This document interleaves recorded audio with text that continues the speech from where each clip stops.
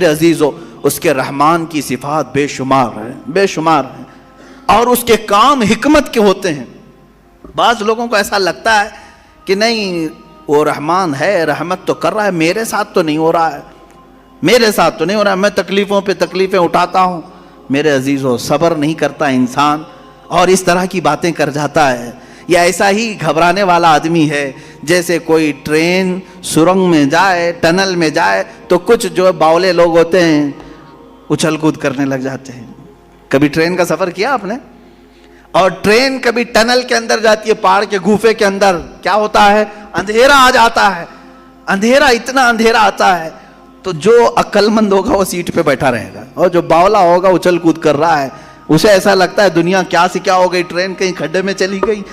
ایسا نہیں ہے، جو عقل مند ہے وہ بیٹھا رہتا ہے۔ اگر آپ عقل مند ہیں، بیٹھے رہتے ہیں اپنے سیٹ پر، میں پوچھتا ہوں کیوں بیٹھے رہتے ہو؟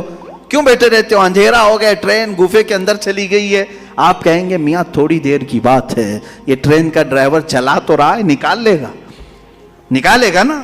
ٹرین نکل کر کے باہر آ جاتی ہے تو آپ کہتے ہیں اجالا تو آ گیا۔ اے میرے عزیز، ٹرین کے چلانے والے پر تجھے اتنا یقین ہے سیٹ چھوڑ کر اٹھتا نہیں۔ اس طرح تیری زندگی میں جب مصیبتوں کا کبھی اندھیرا آتا ہے، یقین کر وہ رب ذوالجلال پھر اجالوں میں لائے گا۔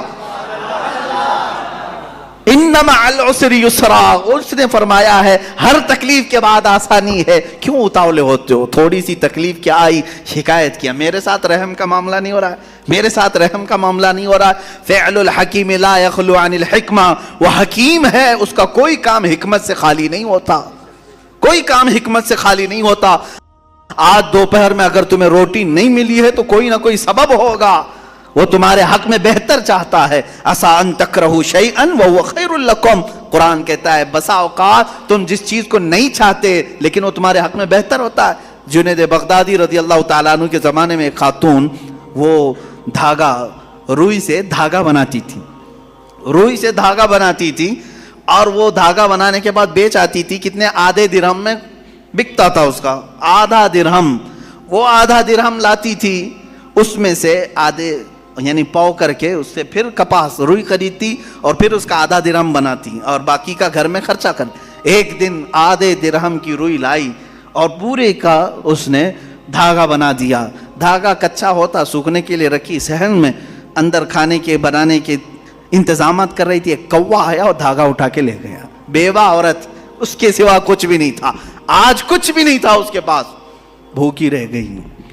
اب نہ خریدنے کے لیے دھاگا، خریدنے کے روئی خریدنے کے بھی پیسے نہیں، کھانا بنانے کے بھی پیسے نہیں، آلریڈی بیوہ ہے اور غریب ہے۔ کہنے لگی کیا اتنی غربت کے بعد بھی اللہ تعالیٰ ایسے اس کی بچی پونجی بھی اٹھا لیتا ہے؟ لوگ یہی کہتے ہیں نا، میرے پاس کچھ نہیں تھا پھر بھی میں نقصان میں جا رہا ہوں، اب تو کچھ رحم کر دیتا۔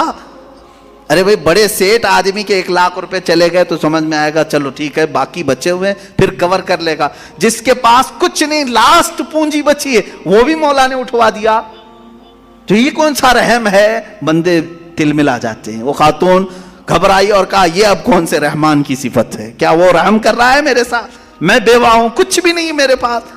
حضرت جنید بغدادی کے پاس دوڑی دوڑی گئی، دوسرا دن تھا، بھوک کی شدت تھی، دوڑی ہوئی آئی۔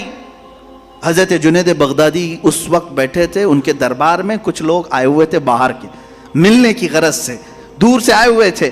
آپ کو یہ چیختی ہوئی آئی تو اس کو سائڈ میں کھڑا کیا، رک جاؤ میں پہلے ان کی باتیں سن لوں، پہلے ان کی باتیں سن لوں۔ ان لوگوں نے آ کر کے کہا کہ حضور ہم کچھ نذرانہ لے کر کے آئے ہیں، کچھ نذرانہ لے کر کے آئے ہیں، یہ قبول فرما لیں۔ کیا تھا نذرانہ؟ 10,000 سونے کے سکے، اشرفیاں تھیں۔ کہا کہ حضور آپ اپنے حساب میں اس کو تقسیم کر لیں۔ حضرت جنید بغدادی رضی اللہ تعالیٰ عنہ نے وہ 10,000 اشرفیاں لیے اور پورے کے پورے اس عورت کو دے دیا۔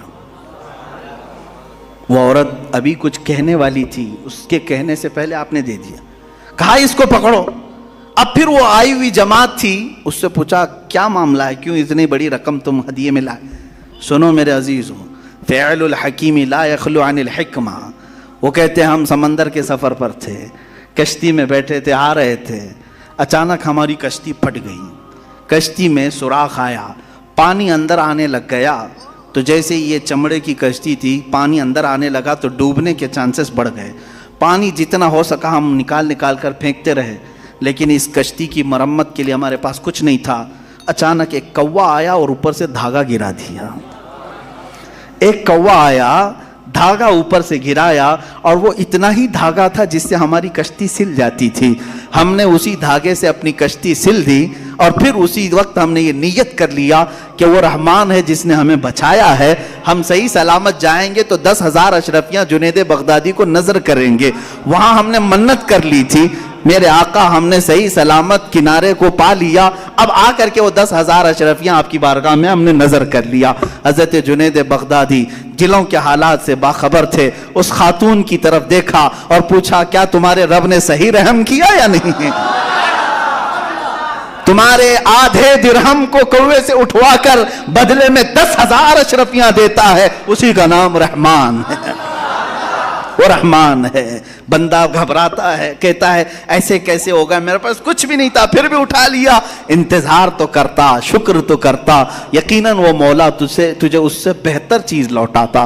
یہاں تک کہ حدیثوں میں کسی کا بچہ بھی اگر انتقال کرتا ہے، مولا تعالیٰ فرشتوں سے پوچھتا ہے تم نے اس کے بچے کو لایا، کیا کہہ رہا تھا میرا بندہ میرے بارے میں؟ فرشتے کہتے ہیں مولا وہ تیرا شکر بجا لا رہا تھا، کہتا تھا انا للہ و انا الیہ راجعون۔ مولا فرماتا ہے لکھ دو اے فرشتوں، اس سے بہتر نسل اسے عطا کروں گا، اس سے بہتر اسے خوبصورتیاں جنت میں عطا کروں گا۔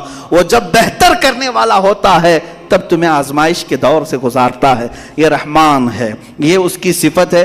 بہت ساری مثالوں کی ضرورت ہے میرے عزیزو، وقت کی تنگی دامنگیر ہے، وقت عشاء قریب ہے، ہمیں جو وقت ملا ہے مولا اس میں بھی رحمت عطا فرما ہے۔